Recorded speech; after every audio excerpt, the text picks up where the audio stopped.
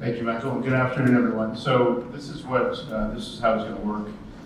We have 3 debates to present to you. We realize that we're the only thing standing between everyone in this room and the cocktail. So we're going to keep it lively. We're going to keep it spirited. Each participant, so each debater is going to have about 6 or 7 minutes to present their side. And the 3 debates that we're going to have today, one is about Vavilov, whether that settled the standard review for arbitral awards in Canada. The second one is about the value of arbitration. So we're going to look at our existing practice standards adequate to maximize the value of arbitrations and ensure that they are efficient and cost effective, the 2 buzzwords that we always repeat for arbitration. And then the third one involves venue, so there's a bit of alliteration happening there. Venue, what's the better venue, Toronto or Vancouver? So it's going to get even more intense as we go. So the first debate is about Vavilov versus Sackville Capital, essentially. And so I want to bring up our first 2 debaters. Our first one is Tamar Meshel. She's an associate professor and CM professor of international trade at the University of Alberta, Faculty of Law. And she's a global expert in arbitration, having practiced and researched arbitration as deputy counsel at the ICC in Paris, among other prestigious roles. So go ahead, Tamar. Oh, sorry. James going first. I'll bring up James as well first. We need 2 sides to the debate. James Plotkin is a bilingual litigation and disputes partner at Dowling's WLG Auto Office, practicing the advocacy and IP groups. His practice focuses on commercial litigation and arbitration. And James notably is also on VANIAC's expedited procedure arbitration roster that arbitration places next gen roster. I'm sorry, we're starting with James. Take it away, James. All right. Well, thank you, everybody, and thank you to the Charter Institute for inviting me. I'm going to start with 2 brief apologies. The first one is that my 9-month-old at 1 a.m. yesterday decided he would sing me the songs of his people for 4 hours, and so I'm operating on about 45 minutes of sleep. And the second is that I actually not going to talk very much about Vavilov, although I'm going to start there, just to make sure the alliteration can be good on that. So my first point, and I'm going to take the position that the appellate standard of review ought to apply to appeals from arbitral awards. And with respect to Vavilov, the criticism we often hear about this is, well, Vavilov's an administrative law case. Sorry about that. Vavilov's an administrative law case. It doesn't mention SATFA, it doesn't mention arbitration. Why are we even talking about Vavilov? Well, it's true that Vavilov's an administrative law case, but this point, the point about statutory appeal clauses, is actually not a point about administrative law at all. It's a point about statutory interpretation, and in particular, it's actually a harmonizing point. And if you look at paragraph 44 of Vavilov, the court says, this is I think almost the exact quote, we see no reason why an appeal provision in an administrative law statute should be interpreted any differently from an appeal provision in a commercial law statute or criminal law statute. So with that, let's talk about the commercial law statutes at issue in this case, which are the Domestic Arbitration Acts, or at least the ones that provide for appeals. And I'm going to focus my comments on the ULCC-based statutes, which are the ones that prevail in the majority of the provinces on behalf of the Canadian jurisdictions. But I think this argument really applies more broadly with some tweaks to all the legislation. So if you look at the appeal provisions, it's not just they use the word appeal, but if you actually look at the language of the provision, they use the nomenclature and like the taxonomy of the appellate standard of review, which is question of law, ex facto law, question of fact. And beyond just the textual arguments, I wouldn't just stop there, that presents, I think, a couple of problems for applying the reasonableness standard. One is a methodological problem, and the other one is, I think, more practical. So on the methodology point, reasonableness review is concerned with whether the outcome is justified, transparent, and intelligible, based primarily on a reading of the reasons actually given, and falls within certain constraints. And some of those constraints are legal, some are factual, and some are procedural. So paragraphs 127 and 128 of Vavilov talk about how reasons need to be responsive to the parties' key submissions and arguments. That fits within the rubric of reasonableness, whereas in the arbitration context, we would ordinarily treat a failure to grapple type argument as a procedural fairness issue, which falls under a completely different reviewing framework under all of the domestic acts. So you've got a bit of a square peg round hole situation. The practical problem is even if you kind of get past that and say, well, we really want reasonableness on questions of law. Well, what does that look like when you're talking about appeals of general law, by which I mean common law and statutes of general application? And what is a question of law? A question of law is whether the arbitrator selected and applied the correct legal test. So the legal test is A, B, C, D, and the arbitrator did A, B, C, or A, B, C, E. What is the reviewing court going to do? Are they going to say, well, that's a reasonable approximation of the applicable law? I don't think so. They're going to say, well, there's an error of law, and if you insist on using the parlance of reasonableness review, you can, and say that the arbitrator failed to respect the legal constraints incumbent upon them. But, ladies and gentlemen, that is a euphemism for error of law by applying the wrong legal test. They actually mean exactly the same thing, and you shouldn't take my word for it. The case law really bears this out. And give you some rattle-offs and case names later if anybody's interested. But that really is practically how this goes.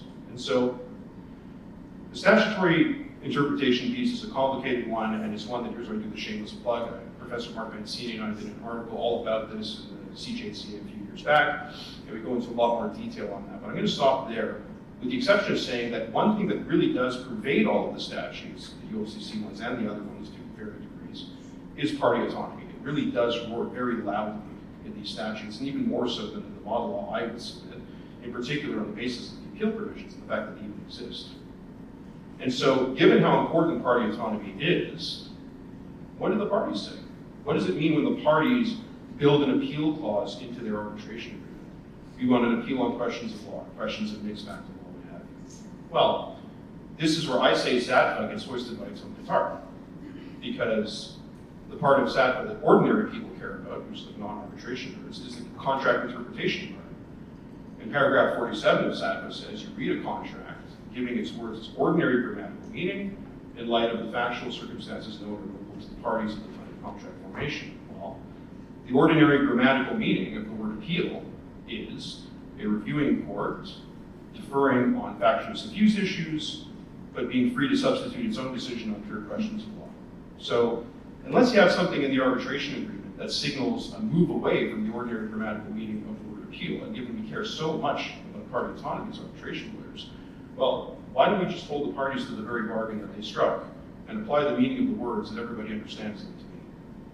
And that's really the upshot of the argument. The only responding point I'll make is to respond to the notion that, well, arbitration is about finality. This is paragraph 1 of Teal Peter, it's about finality and efficiency, it's a very important principle, and I agree. But that statement needs to be nuanced in a world where you have legislation that allows you to have appeals, and where you have parties who then take up that invitation and build them into their arbitration agreement.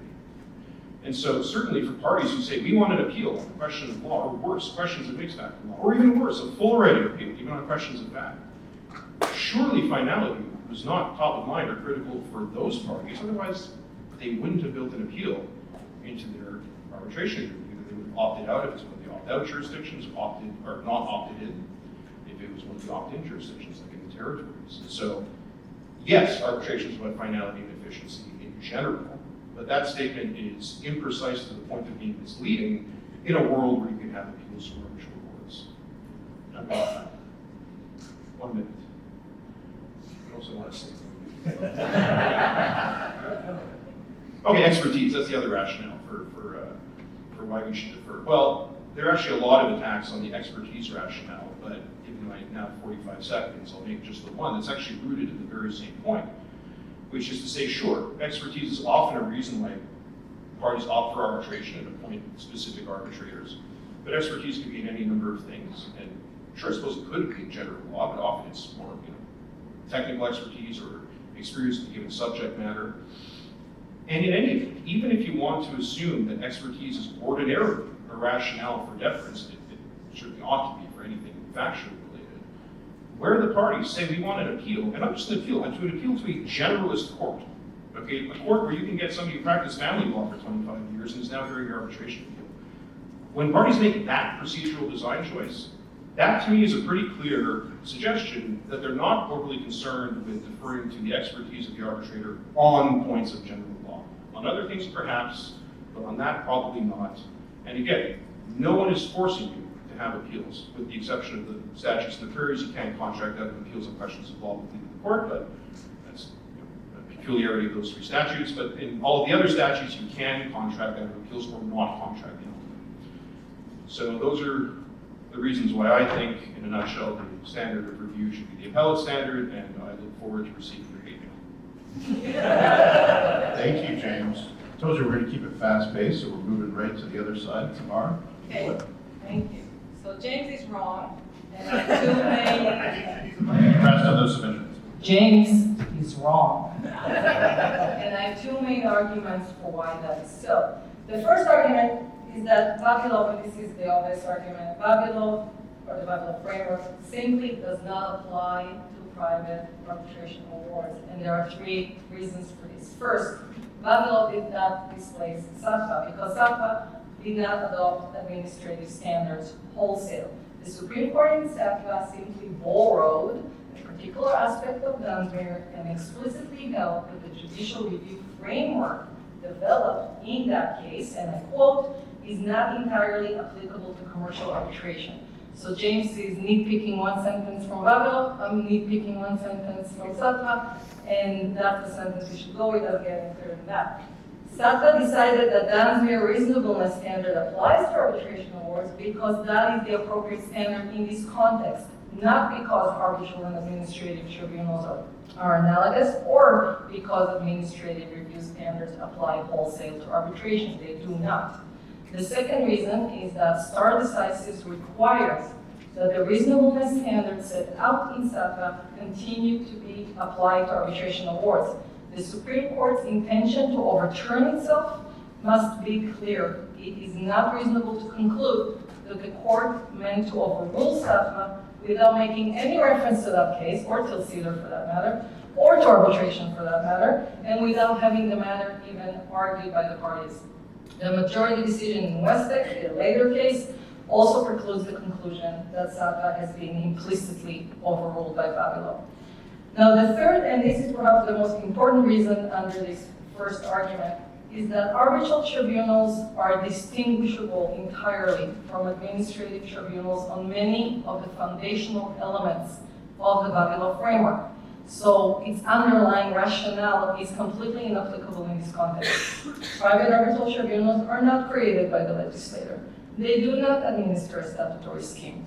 The delegation of authority from the courts to private arbitrators is done by the parties, not by the legislator, and their powers are derived mostly by the parties rather than from legislation. The public law dimension of administrative law also is not applicable to private consensual commercial arbitration. Therefore, the standard of review applicable to arbitration awards should reflect deference to the decision maker chosen by the parties, even where they've agreed on the right of appeal, rather than deference to the legislator. Okay, the second argument is that the Vavilov framework should not apply, even if you think Vavilov does apply, it shouldn't apply on policy grounds to private arbitration awards, and there are three reasons for that as well. First, think about it. If arbitral tribunals were treated as analogous to administrative tribunals, then the legislator could be limited in the extent to which, and bear with me, this is a bit of a long sentence, could be limited in the extent to which it could use privative clauses to exclude parties' right to appeal questions of fact or mixed questions. That's what happens in administrative law. But of course, these kind of clauses, privative clauses, exist in several arbitration acts. For example, 2020 DC Act, 2023 PEI Act, they both provide, was that a sneeze or somebody laughing at the PEI? Because they have the latest act. Provide that an arbitral award must not be reviewed except to the extent provided in those acts, and they only provide for appeals of questions of law. So there's no touching questions of fact or mixed. Of course, everybody knows the Quebec Code of Civil Procedure does not allow appeals or judicial review of arbitral awards at all. So equating arbitral and administrative tribunals would mean, if you think about it, that courts could potentially grant judicial review of all arbitral findings regardless of any statutory limitations otherwise. But of course, this would make no sense, and courts have not done so, because the rationale for mandating judicial review of administrative tribunals is to ensure the legality of state decision making. It has nothing to do with private arbitration. The second reason is that the language of the Arbitration Acts conflicts with the meaning attributed in Vavilov to the word appeal. A primary objective of the arbitration statutes, including their appeal provisions, is to limit court intervention in arbitrations. Therefore, most arbitration acts include a general clause, as we all know, expressly limiting court intervention to specific purposes. For instance, enforcing arbitration awards. Ensuring that arbitral decisions are so-called correct is not one of those purposes. Most Canadian legislators also allow parties to contract out of an appeal right on questions of law, as well as out of the application of the law altogether. Therefore, ensuring the correctness of arbitral, I'm going to use air quotes a lot, the correctness of arbitral decisions is clearly not a legislative priority.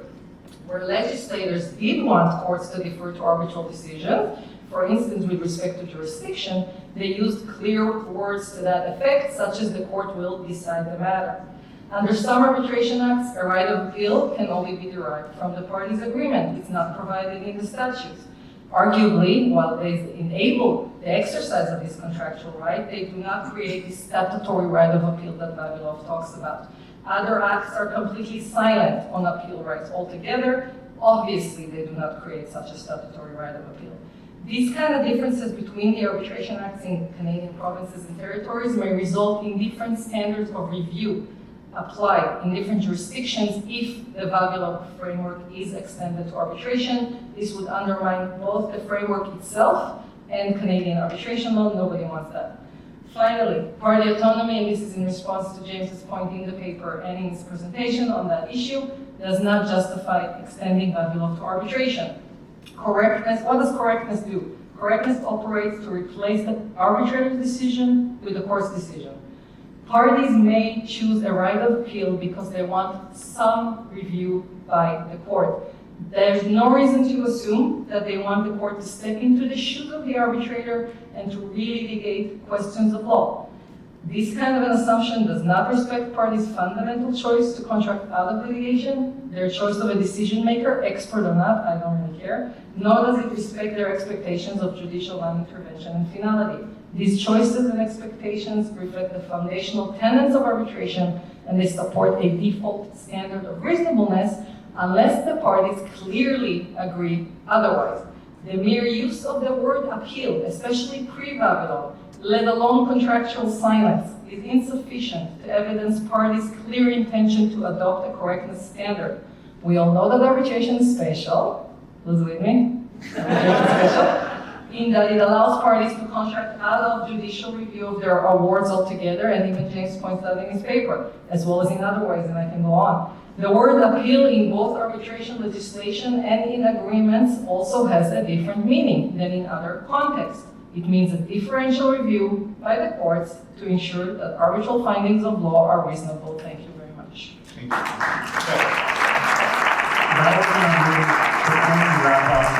Quick lightning round stabs on James, just to put a pin in this debate, because we don't have time for questions. I'm going to start with Tamar. You talked about the fact that we should have more deference to arbitrators in the legislature, but could you turn that on its head? Because administrative tribunals, in theory have vetted, they have actual qualifications, not to impute anyone in this room or anyone else who arbitrates in Canada, but you don't necessarily have formal qualifications. Shouldn't a more rigorous standard be applied to arbitrators because their qualifications haven't been vetted the same way? So thank you. So obviously the answer is no. And I take issue with the premise, first of all, that people appointed to it, and I know this from personal experience, having friends appointed to administrative tribunals, qualifications are questionable. People appointed to admin tribunals, they're not necessarily qualified. Tribunal appointments are political, I remind you. Qualification is not necessarily the first priority on the agenda. And if you ask some parties, especially in highly technical administrative tribunals, securities, utilities, they may not always agree that their decision makers were qualified in their eyes. So qualifications is in the eye of the beholder. But that's not even my main point. My main point is that arbitrators are chosen by the parties. This is the main advantage of arbitration, not necessarily their expertise. I never thought that was the main advantage. And I'm frankly less concerned with arbitral decisions being correct or with qualifications for that matter, as long as they're legitimately chosen, the arbitrators, by the parties. The process is fair and the decision is reasonable. admin tribunals should be vetted because it is state decision-making. That is the reason, and they are statutorily imposed on the parties. Thank you. I'm going to turn to you, James. So you talked about how we should apply a SATFA type interpretation to the arbitration clause itself and give the parties what they bargained for, but didn't they also bargain for the interpretation of that clause in a manner consistent with jurisprudence of the province, which would be SATFA? Okay, two things. So the first is, and I think coming out of that is Tamar's suggestion that because SATFA has not been explicitly overruled, it's therefore good law. I challenge that. I know the Supreme Court says we're going to overrule ourselves, we do so expressly, except that they didn't do so in SATFA when they very clearly overruled Eli Lilly. I didn't mention it, except for actually citing it approvingly on the point about the parole evidence rule. And they didn't do it in Vavilov when they overruled Katz, but didn't say that they were doing it. So I challenged the Supreme Court saying, well, we're going to be very clear when you overrule things, which is why you have to look at what Vavilov actually says. And the argument that we make in the paper that I'm going to have here is that if you follow that statutory interpretation down, you actually get to it at Miller standard. To come to your question more directly, well, again, SATFA tells us how we ought to interpret contracts, arbitration agreements or contracts. And so, if the point is, well, we signed this arbitration agreement in between SATFA and Vavilov, and therefore that's the framework we're working under, I don't think that's ordinarily how courts view the evolution of the law, right? When they're determining what law applies at the time that the lease is adjudicated. And I think it is incumbent on any court, and I think this has been borne out by the jurisprudence since Vavilov, there's 40 decisions going in different directions on this very question, that you actually have to grapple with the reasoning in Vavilov. Should the presumption of consistent expression that means appeal apply? Should it not?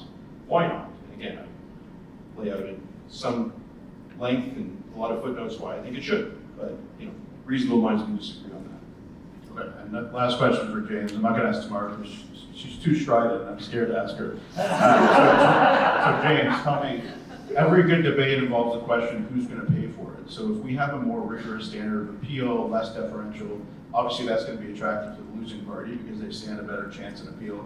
Isn't that going to overwhelm our already overburdened courts?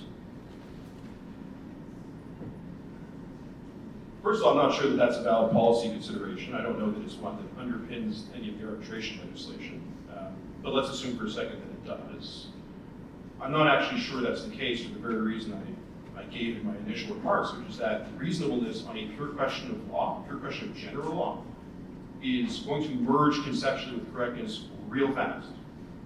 You got to get the legal test right, and the legal test is finite and knowable. And by the way, and I agree with Tamar, administrative law is very different. You can actually have deference on a pure question of law and administrative law. The reason being, the legislature has conferred upon a tribunal the authority to determine the metes and bounds of their discrete specialized area of jurisdiction, such that it actually makes sense for a reviewing court to defer to a first instance or first impression interpretation by, let's say, the CITT on anti-dumping and countervailing duties, right? In the arbitral context, any law an arbitral tribunal will ever apply is going to be law that comes from the courts, which incidentally, not to go back to administrative law as a basis for correctness review in accordance with the Supreme Court's decision in SOCAN and ESA, where the reviewing court and the first instance tribunal have concurrent jurisdiction on the first instance on a given question of law. In other words, why is the Federal Court of Appeal deferring to the Copyright Board on copyright law? Oh, they're not, because it makes no sense. So it's kind of the same thing. Thank you very much. Thank you, Tamara. Thank you, James.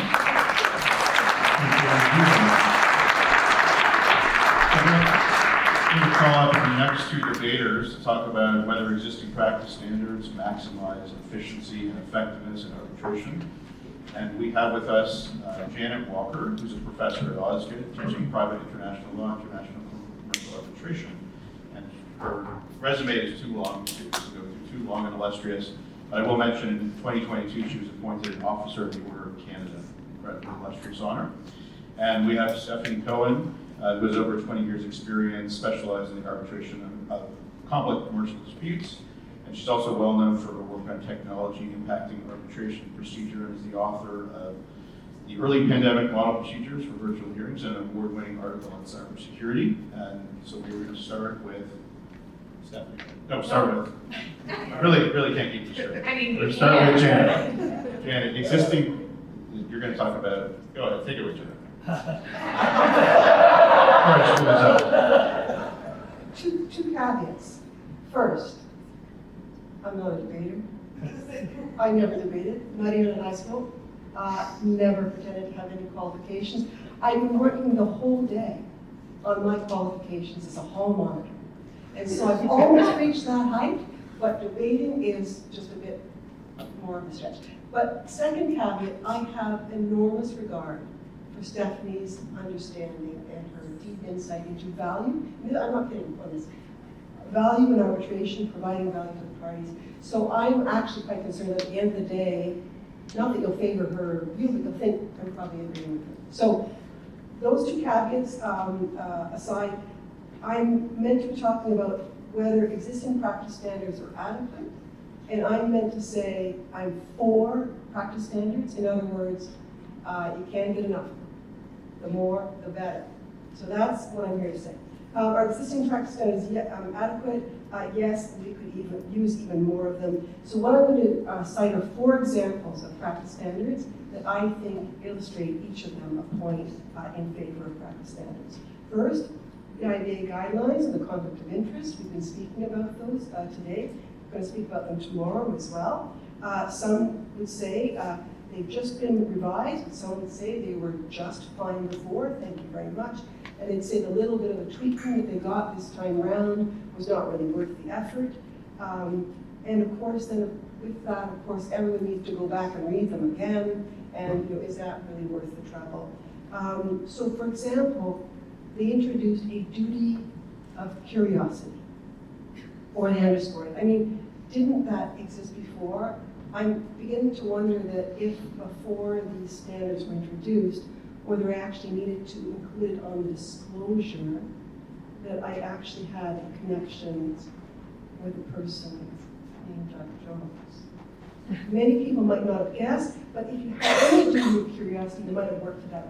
But I would say, in contrast to this, the world is changing so quickly that the arbitration community is growing so rapidly that any opportunity to review and to revise existing practice standards is well worth it. Any review of an existing practice standards that we use regularly, like the IBA guidelines, is well worth it. It gets folks together thinking about them carefully, thinking about where they might go next, and it actually gives the rest of us a chance to check in on those old familiar touchstones. So in contrast with these, the second set of standards, the IBA guidelines on party representation. How many of you have ever seen these? A few. Oh, quite a number.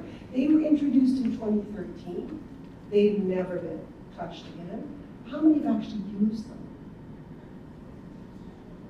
A few, but fewer still. So some would say, well, they're actually only ever introduced to deal with the kind of hysteria that emerged early on, about 10 years ago, when people suddenly discovered this thing called guerrilla tactics. I thought, being a great fan of practice standards, that early on I would give the parties a chance to give these a whirl, and I began in case management conference number 1 to say to the parties, well, I think perhaps we should include in procedural order number 1 the guidelines on party representation. And I looked down, and I must confess, I looked down on each side of the lead counsel, who were very eminent members, both of them, of the New York Bar. And they looked at me in puzzlement. I should be clear, they gave me the stink eye. They said, Professor Walker, are you actually suggesting that counsel who are already committed to the same very high standards of conduct in arbitration would need to be reminded not to engage in this behavior? And I said, well, they're not going to do any harm, but maybe they'll do some good. The point about that is many things should go unsaid. But many things, later I found, would be worth actually saying by reference to practice standards as guidelines. Point number 3, some standards like the Chartered Institute of Arbitrators practice guidelines sometimes seem a bit odd or parochial. You know, for example, the standards on interviewing potential arbitrators. I mean, if someone invites you out to discuss a potential appointment, you sit down. Is it all right for them to buy you a cup of coffee? We're not sure if you read the practice standards. But this is yet another good opportunity to see that not everybody operates on the same principles, and to examine and compare and reflect on those differences between you and others. But the fourth one is the most important. Some would say that some standards get a lot of attention when they're first being developed, and then they don't get used much. Very true of the prod rules. A lot of heat and light came out of them. Are they going to then replace or challenge the IBA guidelines, the IBA rules on the taking of evidence? Actually, they did not. Now, there's reasons for that, but that's for a separate discussion. But nevertheless, I have found in the prod rules some elements that will support some things that I'm suggesting to the parties that might sound a little innovative, which is a euphemism for nutty. But by being able to point to those standards, I'm able to say that perhaps they're not entirely as eccentric as they might seem. Why? Because a number of very dedicated folk have sat around and talked about them and thought that maybe they might be a good idea, not just my idea alone. So once again, a chance to take what might look like kind of wacky flexibility and turn it into some sort of useful discussion about how indeed to be innovative in our practice in arbitration. So practice standards, in short, are a good thing, and we should have more of them, and I'm out of time. Thank you, Professor Walker. Very balanced, very fair, very balanced. I thought some points support Stephanie's position, perhaps, which is very arbitration. And let me show you how.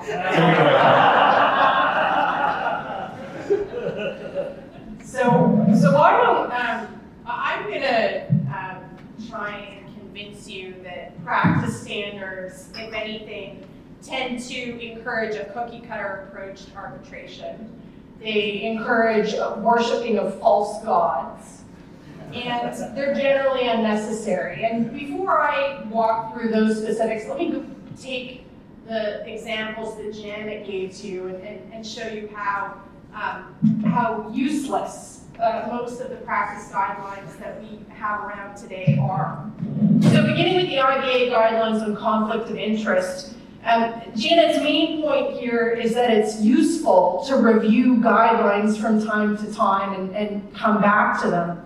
And you know, the IBA guidelines, I think, are a great example of something that we cite to all the time, but we don't have a really good sense about when and how they're actually going to apply, because the institutions, the ones ruling on the challenges, all they ever tell us is we don't apply the IBA guidelines on conflict of interest. So what you get is these applications in the context of an arbitration where both sides are citing to these guidelines like they have some great supreme meaning, and the institutions come back and say, the IBA guidelines on conflicts of interest, they don't apply. If you go to the ICDR's mantra is disclose, disclose, disclose. They're not looking, they may look to the IBA guidelines to see what they say because the parties are arguing with them, but they certainly are not some supreme source that is meaningful to the institutions. So I don't think the IBA guidelines on conflicts of interest are a great example of how useful practice standards are. Let's turn to the IBA guidelines on party representation. Janet asked you how many people have actually used them. Not a lot of hands went up there. Not a great example of something that is particularly guiding in our practice, and to the extent that she suggested that we should incorporate them into procedural order number 1, the example that she gave you of those being incorporated is that she got the stink eye from counsel. Nobody wants the stink eye from counsel when you're incorporating something into procedural order number 1. And if that's what we get when we're adopting these practice guidelines that are put in front of us, perhaps we shouldn't put them in procedural order number 1, and we should focus on what's truly useful within the actual guidelines themselves. The CIArb guidelines, Janet said, well, maybe they can be parochial. Yes, they can. And so the value we should take from that is that not everyone operates on the same principles. And so I suppose we can use some of these guidelines as learning examples. That was also the point I think Janet made with respect to the Prague rules. But we can do that with law review articles as well. The issue with, and this is why I sort of want to turn to some of the arguments that I would have on the contrary side, is that one of the issues that we have is we put forward these guidelines, like they really have this supreme meaning, and we tell people that we roll them out in the name of best practices, and we condition practitioners that there's something to be trusted, that there's something to be revered. If you adopt these CIArb guidelines, if you adopt these guidelines on party representation, value and efficiency are going to follow. No, they don't. Because of course, the adoption of guidelines doesn't mean anything. It all depends on how they're used. And this is what I mean about the worship of false gods, because we hold them out. We hold out these things as best practice guidelines. And we're asked to substitute our own sound judgment for what a group of 15 people off in London came up with over a series of telephone calls and pass them off as being best practices. So I hardly think that that's what we should be encouraging. And from the other approach, to the extent that, Janet, when we were talking about these guidelines, is something that we can incorporate and adopt because there's new approaches or new ideas, new innovations that we should be adapting. I think what we're invariably doing by encouraging the use of these practice guidelines is for people to take a cookie cutter approach to arbitration, which is counter to the inherent flexibility of the arbitration process. The beauty of arbitration, I would put it to you, Ms. Walker, Professor Walker, excuse me, is the inherent flexibility of the process. We agree to a limited procedural framework for the conduct of arbitration that's designed to minimize the risk of an unenforceable award while preserving a maximum of party autonomy, tribunal discretion. Guidelines that impose notions of best practice and limit the exercise of arbitral discretion run counter to the ability of parties and tribunals to shape a process that's fit for purpose. That's where we get the maximization of value and efficiency. And so let me just turn to the last point, which is they really are generally unnecessary. Apart from suggesting to folks that we have, these best practices, they're the be-all and end-all, at the end of the day, all we really need are first principles. And that, I think, does come back on the judgment piece, that is really where the value can be maximized in arbitration. We can maximize the efficiency is coming back to the exercise of sound judgment. Too often we see guidelines being promulgated on matters that are best addressed by first principles. A good example being the most recent Silicon Valley Arbitration Mediation Center guidelines on use of AI. It's a nice white paper that discusses some issues that we should perhaps pay attention to, and Janet, I think, favors us reading these things so we can think about them. But if you read through the principles, we don't get much out of them beyond pointing to principles that we already know exist. What are they? Respect confidentiality. Yes, respect confidentiality. We don't need this in a new set of guidelines. We also have notions of duties of competence and diligence. We also get told, and this is a great one, that parties should not use AI to falsify evidence or compromise the authenticity of evidence. We don't need a new set of guidelines to overwhelm us with this kind of scintillating advice. These are things that we already know. First principles are what guide us and what should guide us, and we have the beacon in arbitration, the tools in front of us to be able to operate most efficiently and maximize value without appeal to these false gods. Told you we'd keep you awake this afternoon. Okay, we're gonna do the quick lightning round, starting with Stephanie.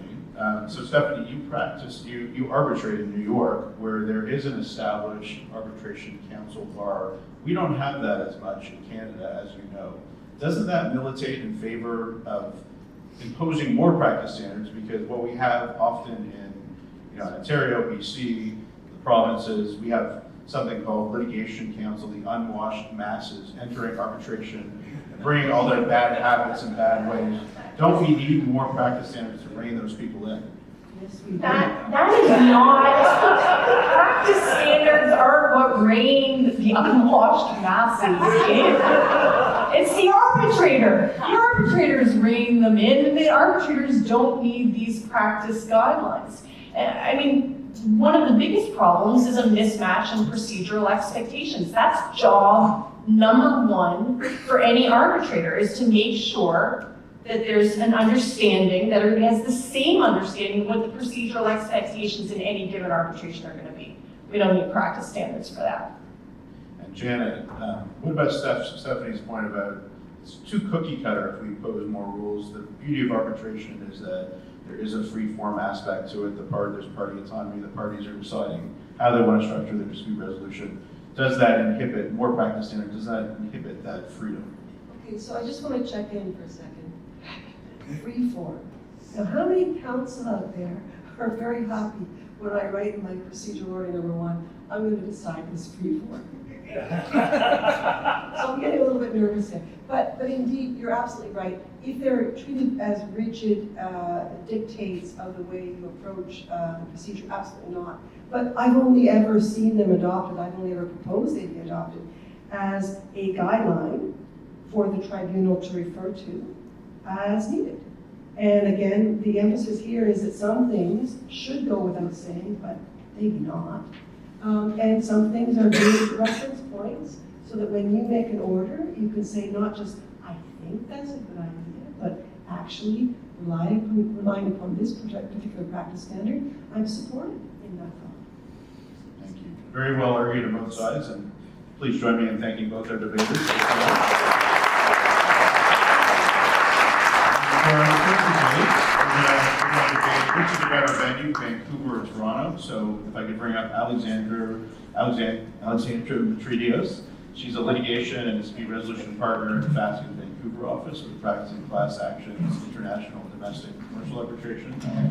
She's also a winner of the Business of Vancouver 2020 40 Under 40 Awards and a Rising Star.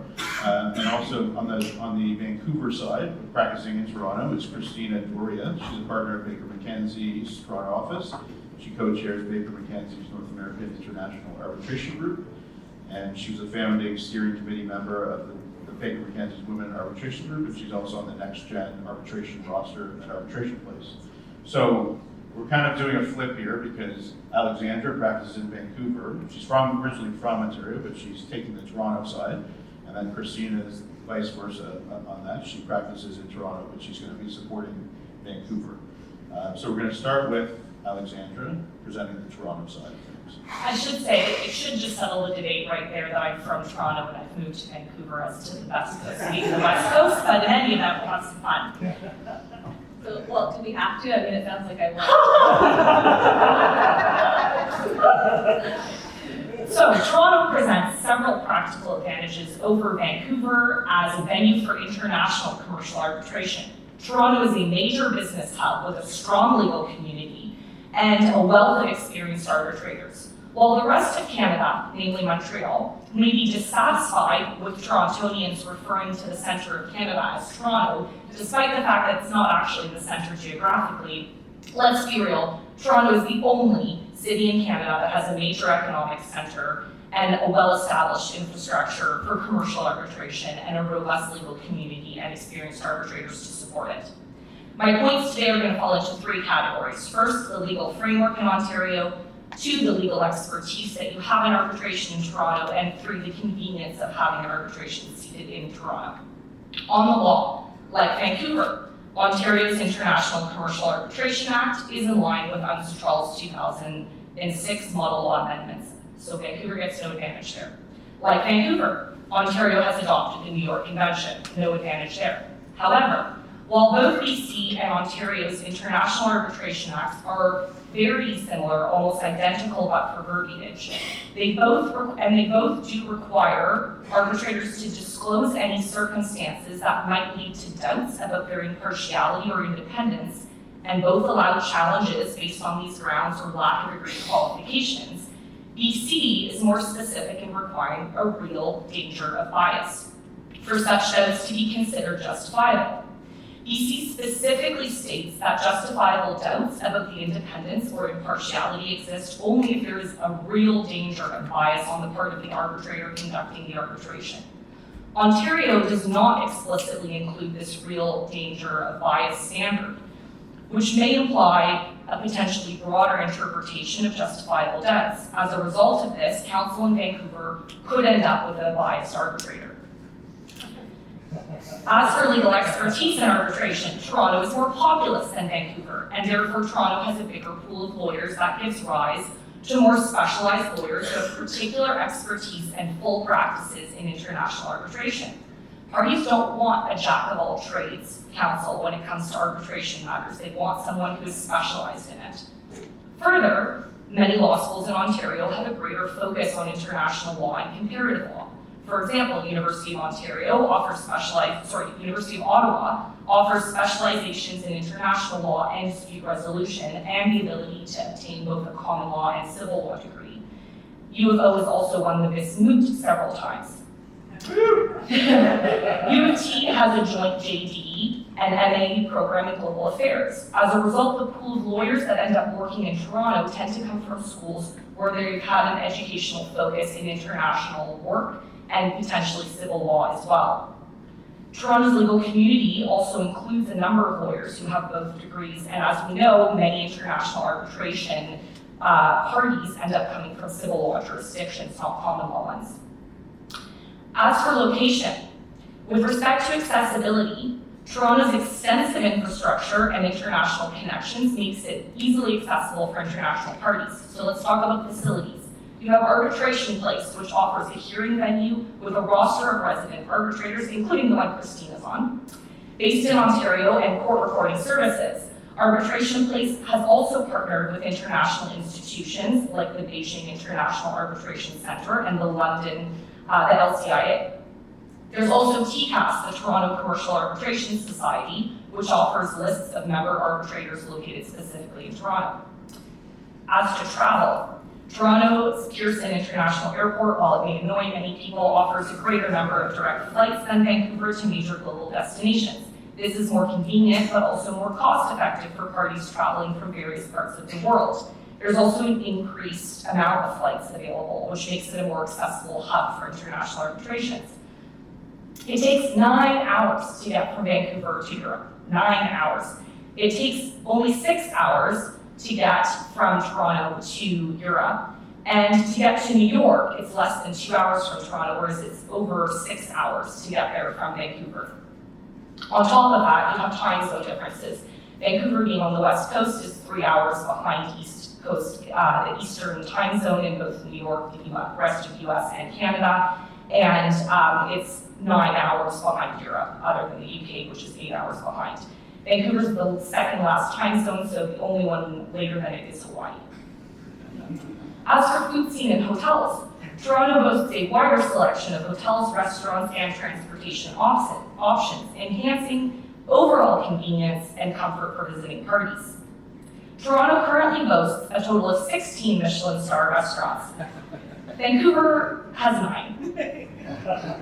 Arbitration Place is conveniently located near many of these Michelin star restaurants. And the few restaurants that Vancouver has that are popular now all have options in Toronto, such as Joey's Cactus Girls, Black and Blue Parlor, and Arbitration Place is also walking distance to all major hotels in Toronto, and there are over 300 hotels in Toronto. Speaking about diversity and plurality of languages now, diversity is a significant strength of Toronto. The city's multicultural environment creates a higher availability of translators and multilingual professionals, which of course is crucial for international arbitration.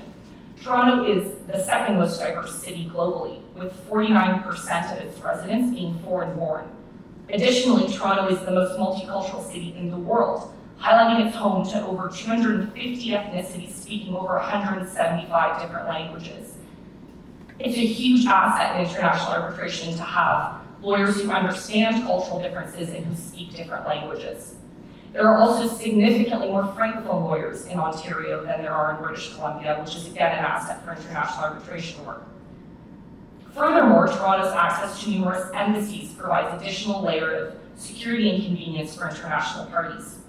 The presence of diplomatic missions can offer a support and sense of safety for foreign nationals, making Toronto a more appropriate choice. Finally, it doesn't rain as much in Toronto as it does in Vancouver. And until last year, you have no forest fires in Toronto. And you have air conditioning here, so when there are forest fires, you can close the windows and not melt. In conclusion, Toronto's extensive flight connectivity, superior hospitality and transportation infrastructure, multicultural legal expertise, and access to diplomatic resources collectively make it a highly advantageous location for hosting international arbitration proceedings. So thank you, Alexandra. I noticed you didn't mention the Blue Jays or the Leafs. Not something we're posting about. That will move to a more successful sports city and one that's much closer to the mountains. Take it away, Christina.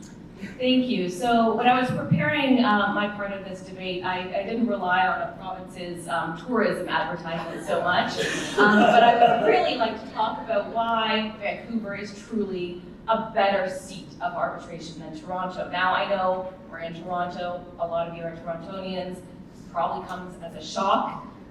You're not the center of Canada. And listen, I'm a Torontonian, so I'm the first to admit that Toronto does have its gritty kind of charm, but Vancouver is not just a better place to visit, it really is a better seat, and here's why.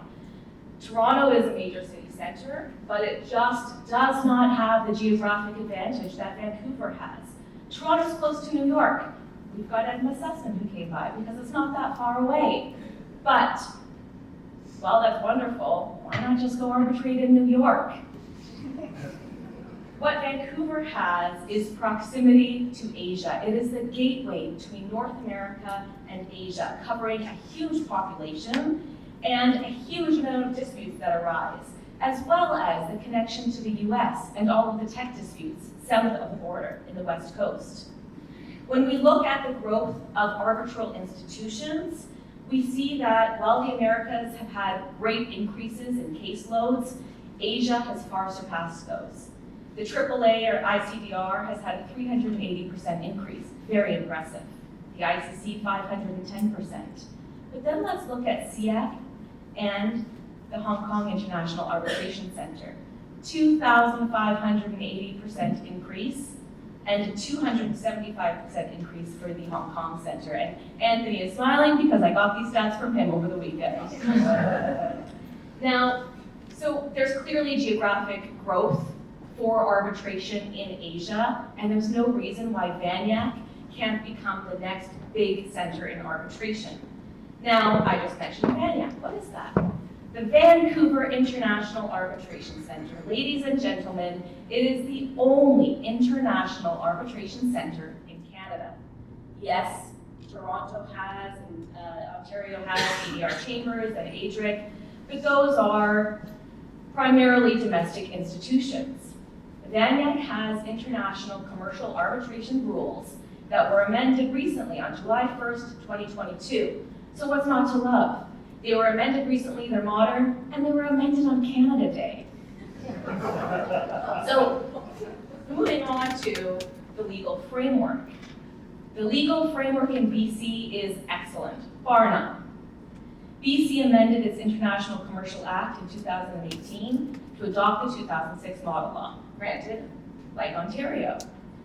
But I actually wrote a blog on these amendments in 2018, and just to show you that I'm being completely objective here, I'm going to quote myself. I said, back in 2018, the amendments enhance British Columbia's standing as an arbitration-friendly jurisdiction and aim to position British Columbia and Vancouver in particular as an arbitration destination for commercial disputes. Now, when you look at the two acts, the two model laws, there are some slight differences. We heard from Alexandra that the BC International Act raises the threshold to challenge an arbitrator. Here's what it does. So in Ontario, council can make tactical challenges based on justifiable doubts, whereas in BC, the Act says that there are justifiable doubts as to the arbitrator's independence or impartiality only if there is a real danger of bias on the part of the arbitrators in conducting the arbitration. So what does this mean? It means that you're going to have less spurious challenges against the arbitrator. It means that your case is going to run more smoothly. It means that when you're an arbitrator, you're going to have less tactics from counsel, basically. But at the same time, you are protected. Where there's a real danger of bias, that can come up and will come up. You will not have biased arbitrators in BC, especially because it's home to some of the best arbitrators of the country. The BC Act also allows any person, including foreign licensed lawyers, to represent arbitral parties in arbitration. So you heard about how great the arbitration community is in Toronto, how wonderful their schools are, how excellent they are. But anyone can run arbitrations in BC. And the Act actually says that, so not just from Toronto, but from anywhere in the world. Arbitrations seated in BC are by default private and confidential. That includes the arbitration agreement, the process, the award. So it's just one less thing for the parties to have to worry about, to fight over, to discuss in the procedural meeting.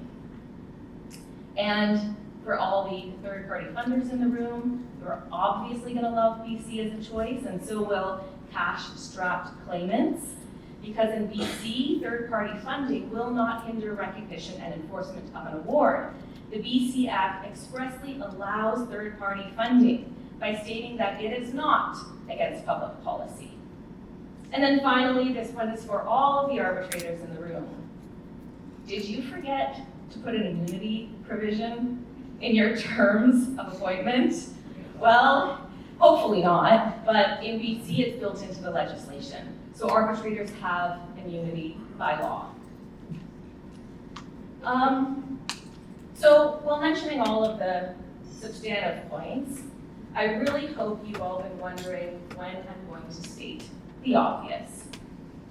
Vancouver's unparalleled natural beauty. It's nestled between coastal mountains and the Pacific Ocean. You can clear your mind or think about your case while going for a walk in Stanley Park In the rain. with an umbrella or a nice raincoat along the seawall. Or maybe you won't be in the rain, but you can go to Toronto. You can get lost in or navigate the underground path like a rodent. Or you can emerge to walk its downtown core, a maze of narrow alleys, crowded sidewalks, and construction. And hopefully it's not minus 25. So to conclude, Vancouver has the geographic advantage. It has the only international institution.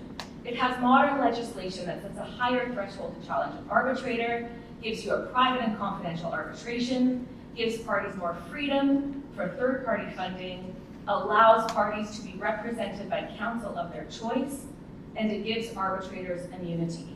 It's a mild climate, a vibrant city, Pacific Ocean, the mountains, and I don't know about you, but ICC Canada is happening in Vancouver in October, and I've already booked my flight. Thank you. Famous part of that. Very compelling argument from both sides. So I'm going to ask you two questions in the lightning round, hopefully to break the logjam here. I'll have you each address them. So the first question, what about the commercial list factor in Ontario? We have a very sophisticated judiciary used to dealing with arbitration, and also more expedited access to the courts via the commercial list. I'll start with Alexandra on that one. So obviously both jurisdictions, because they're within Canada, have independent and competent judiciaries. However, some people may not know BC does not have specialized lists. Ontario, in contrast, has a commercial list of judges. What this means in Vancouver is you can have judge that has a family law background or a criminal law background deciding your stay application or your enforcement application. No party wants that and no council wants that. In Ontario, in contrast, you have specialized commercial background judges that are used to hearing the kinds of issues that may show up in any arbitration matters that show up in court. In addition to this, the Ontario Superior Court of Justice and the Court of Appeal have contributed a significant amount of case law towards international arbitration law in addition to routinely handling complex cases. Christina, what do you say to that? I think in BC, they don't have a commercial list, but also remember the commercial list deals with more than just arbitration. It deals with bankruptcy and all kinds of other financial matters. But really BC is home to some of the leading cases on arbitration in this country. And I mean, the immediate ones that come to mind, in part because, I see people in the room who have actually acted on these cases. Matt, for example, on Sociedad Fomento versus Pakistan Steel. That was an excellent decision from the BC Court of Appeal, setting the standard on Moreva injunctions for enforcement. And then, of course, we've got our Supreme Court of Canada cases, like the recent Petro West case. So the BC courts grappled with the very difficult and intricate issues of bankruptcy and insolvency in arbitration. And I will point out, their domestic act actually reflects the international act. So BC is way ahead of the curve. I mean, when your domestic act has implications globally for how courts deal with insolvency and arbitration, I mean, that's not bad. And then Telus versus Seidel, of course, on state motion. So, the BC courts know what they're doing. They're great. It's great that Toronto has a commercial list, but problem is it's so populous and its council are so mean that they have to have the BC, to keep people civil. So we don't need that in BC because, it's a nice, I'm now, thinking I live in Vancouver. I don't. But if I did live in Vancouver, I would be much nicer as council.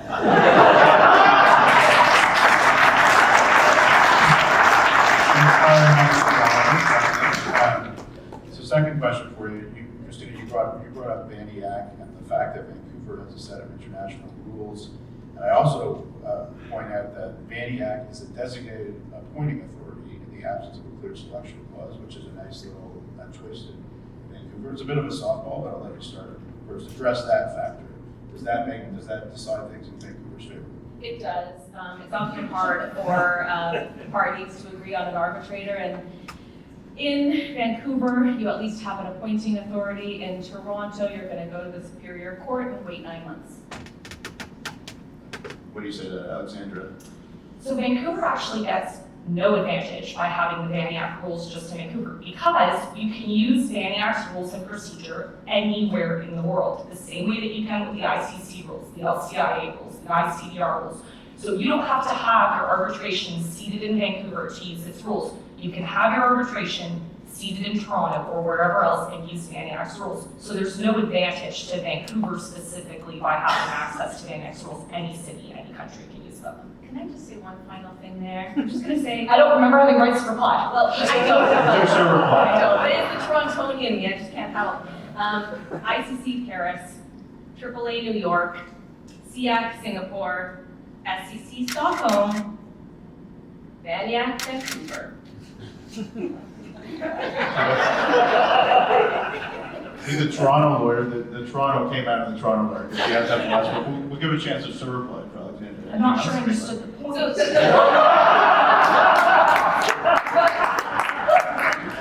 So the point is that where you have a center with arbitration rules, that center grows and develops and becomes a leading city for arbitration.